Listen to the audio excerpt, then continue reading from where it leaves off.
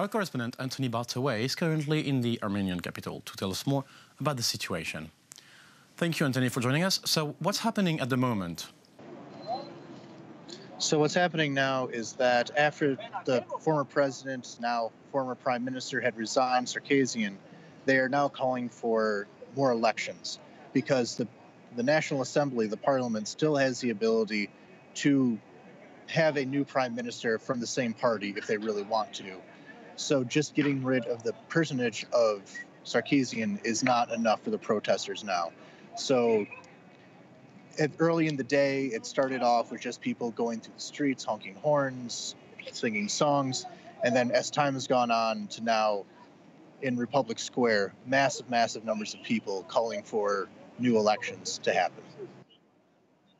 So the leader of the opposition, Nikol Pashinyan, seems to be the main mind here. So what chance does he have in a snap election?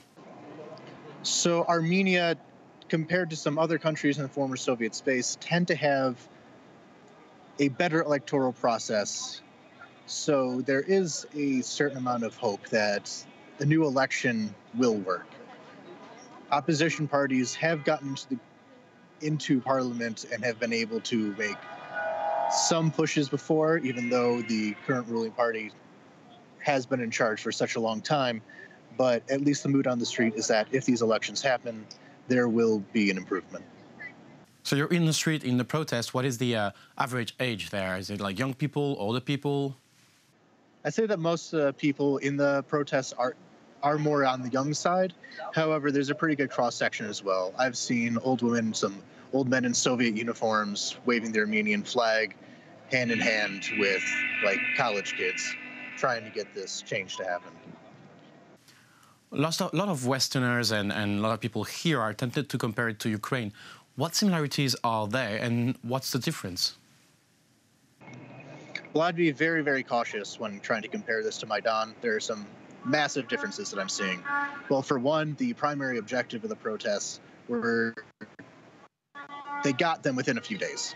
The former president and former prime minister was able to, he stepped down, like plan A worked. So in that way, it's very different from Maidan.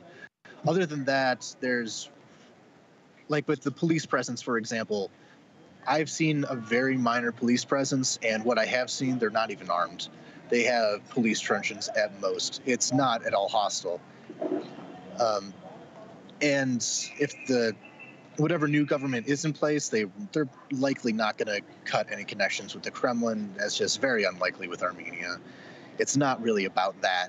It's, again, just about this one specific problem that they want a specific answer for. There's not the big kind of cultural question. It's just the president had too much power.